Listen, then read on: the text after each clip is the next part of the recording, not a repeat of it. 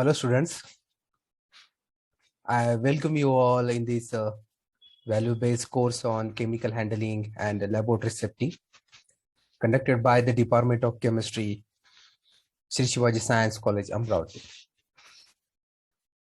So students, I am Dr. Amol P. Thakare, the Assistant Professor, Department of Chemistry, Rajarshi Shahu Science College, Chandoor. And today, I am going to discuss about the topic that is handling of bromine in laboratory. Means जब भी हम chemistry lab में काम करते हैं so we lot of the time we handle the toxic chemicals.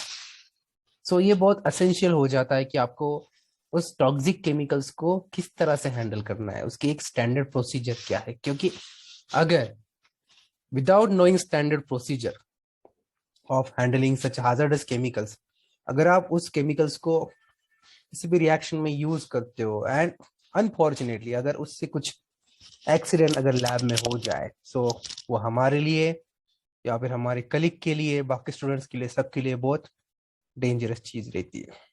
So it is very necessary to know the standard operating procedure to handle a toxic chemical. And today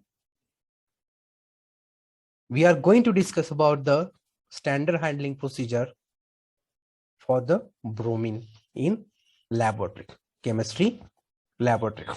So definitely the bromine is the toxic chemical. So सबसे पहले हम discuss करेंगे कि what is bromine, ये bromine क्या होता है, what are the general introduction of a bromine. So bromine is a member of halogen group of elements along with chlorine, iodine and fluorine. So periodic table को अगर आप देखते हो तो एक्सट्रीम राइट हैंड साइड में एक 17th group है जिसको हम कहते हैं हैलोजन ग्रुप एलिमेंट्स. तो उसमें along with the chlorine, iodine and fluorine ये ब्रोमीन भी पाया जाता है. So bromine is one of the halogen. So bromine is a heavy element. It is a reddish brown liquid and it gives off a red vapor at a room temperature. So it means that the physical state of bromine is a liquid. It is very heavy metal and जब भी आप अगर bromine की बोतल को open करते हो so at room temperature उसमें से एक hazardous red vapors निकलना स्टार्ट हो जाता है. ओके तो उसके लिए हम एक वीडियो देखेंगे जिसमें आपको क्लियरली पता. It's chemically very similar to chlorine, except chlorine's a gas and bromine's a liquid. It also lets off a lot of nasty orange vapor, and this is why I sealed it in glass. Bromine's really dense, and it's more than 3 times as dense as water, and this makes its vapor really heavy. Now, these are the some physical parameters of bromine, which consist of the molecular formula of bromine, its color, the melting point, freezing point, boiling point, which is the 58.8 degrees Celsius, its vapor pressure of bromine, its density, and other things. So this is all about the bromine, the general introduction of bromine. Next, so हमें ये भी पता होना बहुत important है क्यों कि हम हमारे लैब में ब्रोमीन को क्यों यूज करते हैं, क्योंकि अगर ब्रोमीन इतना काम का नहीं होता तो हमारे लैब में ऐसा hazardous केमिकल होता भी नहीं. So what is the importance of bromine in a chemistry lab? So the bromine serve as a starting material for variety of products that are the building blocks for highly complex organic molecule that meet specific performance, environmental and quality requirement. इसका मतलब है कि बहुत से important complex organic molecules है जिनको बनाने के लिए ये ब्रोमीन बहुत हेल्प करता है. So bromine is considered as the starting material for the synthesis of such a organic molecules. So अगर आपको उस ऑर्गेनिक मॉलिक्यूल को बनाना है तो डेफिनेटली आपको ब्रोमीन का यूज करना ही पड़ेगा। सो it is very reactive element characterized by strong oxidizing capability. It forms wide range of bromine containing compound on reaction with numerous inorganic and organic substrate. It means that कि अगर bromine react होता है other molecule के साथ तो वो बहुत सारे न्यूमरस, एक तो इनऑर्गेनिक या फिर ऑर्गेनिक मॉलिक्यूल्स को बनाएगा। मैं आपको एक जनरल रिएक्शन बताता हूं जो आइदर आपने एक तो लैब में परफॉर्म की होगी या फिर आप करोगे, क्योंकि हमारे प्रैक्टिकल्स में होता ही है। तो this is the simple reaction of bromination of aniline, where the aniline reacts with the bromine water and it gives 2,4,6 tribromo aniline. So अगर आपको ये रिएक्शन लैब में परफॉर्म करनी है तो आपको पता होना चाहिए कि ब्रोमीन को किस तरह से हैंडल करना है, और अगर ब्रोमीन से कुछ इंजरी हो जाती है तो उससे आपको कैसे ओवरकम करना है। तो this is the one of the reaction. इसके अलावा और भी बहुत सारी रिएक्शंस है जिसमें ब्रोमीन यूज होता है, उसमें एक फ्यू रिएक्शंस हम देखेंगे, जैसे कि एडिशन ऑफ ब्रोमीन और alkene for the formation of dibromo compound. So this is the reaction, इसमें ब्रोमीन यूज होता है। Then next, the bromination of phenol which gives tribromophenol, इसमें भी ब्रोमीन यूज होता है, which is again one of the important reaction. Then the oxidation of glucose to the gluconic acid, इसमें भी bromine का use होता है for the oxidation purpose. And this is the substitution reaction, substitution of the benzene, okay, where one of the hydrogen is replaced by the bromine. So इस तरह से बहुत और भी reactions है जिसमें ब्रोमीन यूज होता है। That's why we are saying that the bromine is the important compound in a chemistry lab. So this is all about the importance of bromine. The next point is, what are the hazardous effects of bromine? क्यों हम bromine को hazardous कहते हैं, क्यों उसको harmful chemical कहते हैं, उसको हम डिस्कस करेंगे। So bromine is a strong oxidizer. It is capable of causing combustible to ignite on contact, so it is extremely hazardous substance. So the bromine has a tendency to oxidize other material. So अगर वो किसी combustible के contact में आ जाएगा तो उसको और ignite कर लेगा, and it shows the highly exothermic reaction. Then the contact with other material may cause a fire.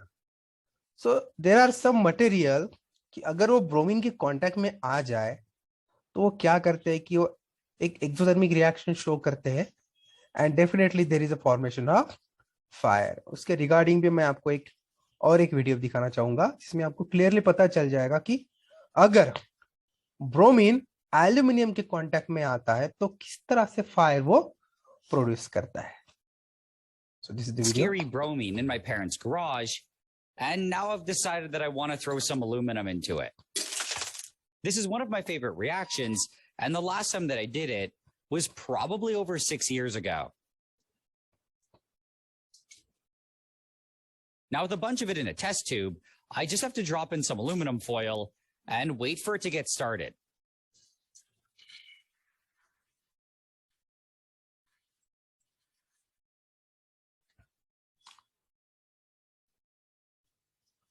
The next one is bromine is highly corrosive, causing severe eye and skin burns. So bromine may cause severe respiratory tract irritation with possible burns, as well as digestive tract irritation with possible burn. So bromine highly corrosive है, हमारे अगर skin को bromine का contact हो जाए तो हमें इस तरह से इंजरी हो सकती है। वो हमारे डाइजेस्टिव सिस्टम को भी अफेक्ट कर सकता है और हमारे रेस्पिरेटरी सिस्टम को भी अफेक्ट कर सकता है। That's why bromine is the highly corrosive. Then bromine is toxic and has acute inhalation toxicity from bromine vapors.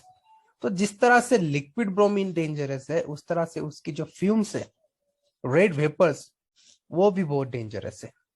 And bromine में cause central nervous system affects, cardiac disturbance और live and kidney damage.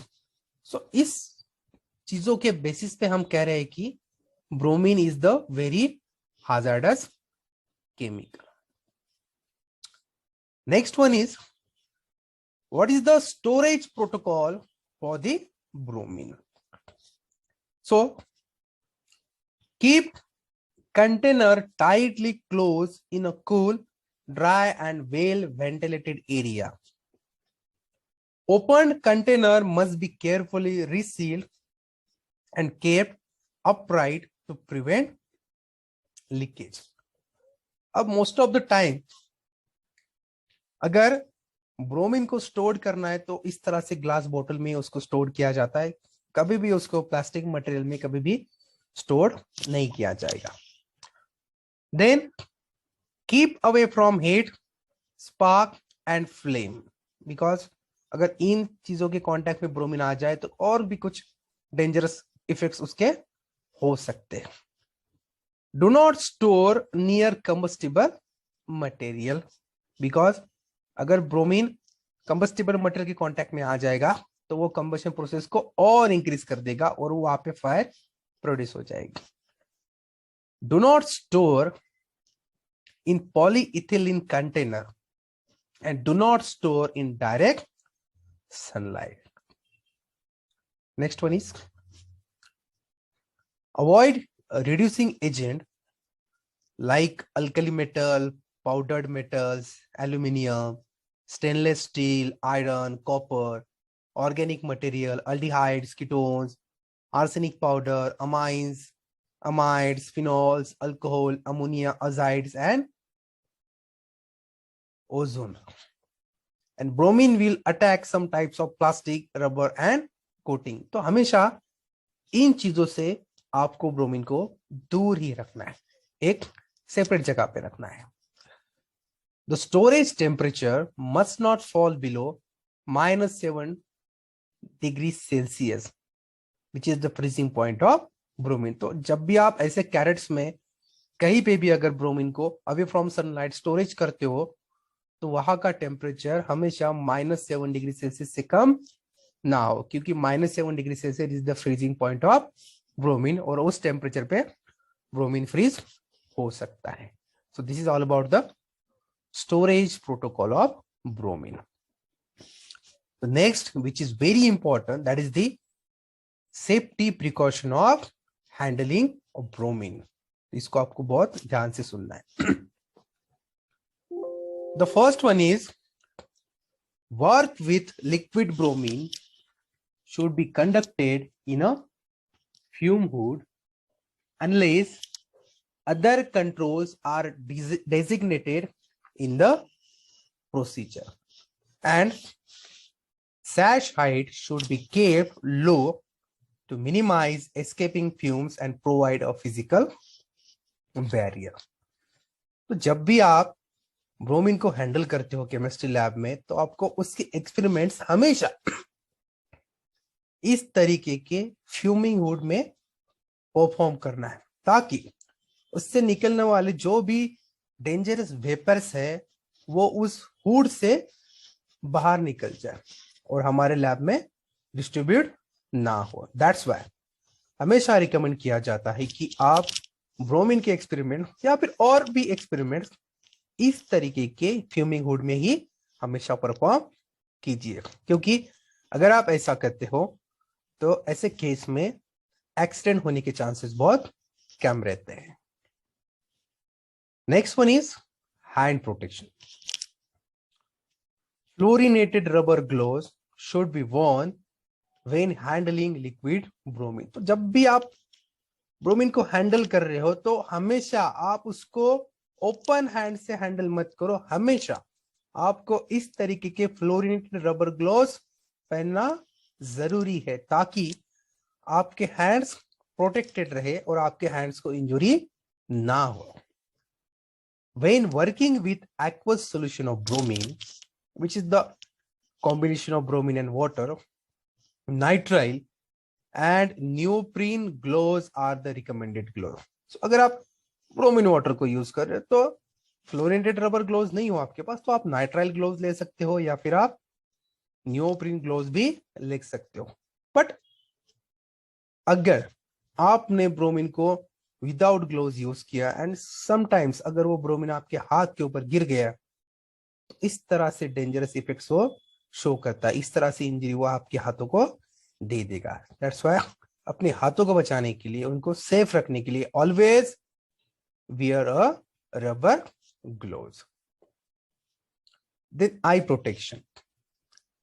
Wear American National Standard Institute, which is NSI, chemical splash goggles when working with liquid bromine to protect from splash hazards and bromine vapors.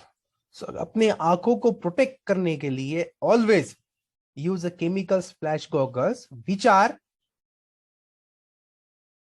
provided by the American National Standard Institute.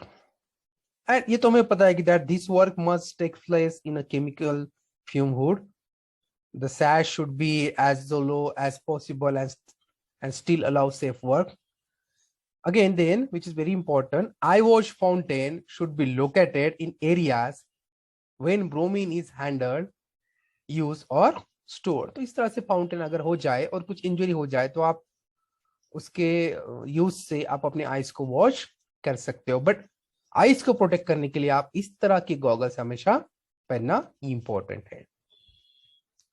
Then skin and body protection.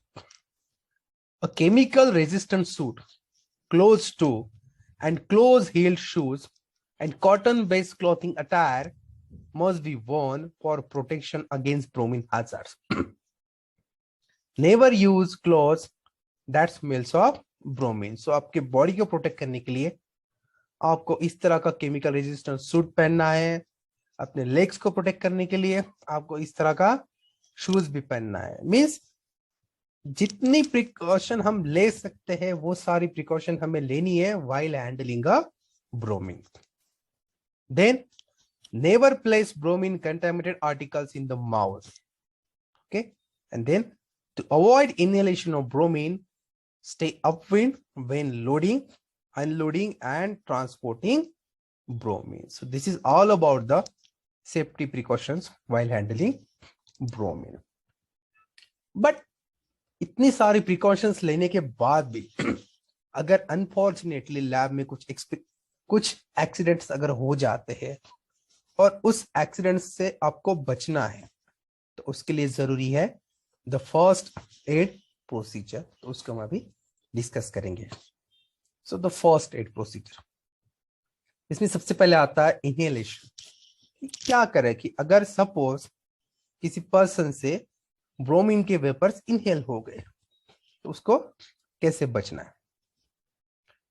If exposure of bromine occurs, then move person into a fresh air and place in a comfortable position. The exposed individual should avoid exertion and if not breathing, give artificial respiration. So अगर किसी person ने अगर bromine vapours को inhale कर लिया तो आपको उसको फ्रेश एयर में लेके जाना चाहिए ताकि वो अच्छा महसूस करे. और उस पर्सन ने कुछ भी एक्सर्शन नहीं करना है. अगर उसको ब्रीथिंग में कुछ भी डिफिकल्टी जा रही है तो उसको आपको एक आर्टिफिशियल रेस्पिरेशन भी प्रोवाइड करना पड़ेगा. If the person does not recover quickly और is coughing and showing sign of respiratory distress, properly trained person should administer oxygen. Means ये सब करने के बाद भी अगर पर्सन रिकवर नहीं हो रहा है, उसको बहुत तकलीफ हो रही है, तो आपको उसको प्योर ऑक्सीजन सप्लाई करना पड़ेगा. If vomiting occurs, turn the patient on his side to avoid choking and keep the patient warm and provide medical attention as soon as possible. तो ये सारी चीजें आपको हमेशा करनी ही है ताकि वो पर्सन को और ज्यादा तकलीफ ना हो due to the inhalation of bromine vapours. Next one is the skin contact. Immediately flush skin with plenty of soap and water for at least 30 minutes while removing contaminated clothing and shoes.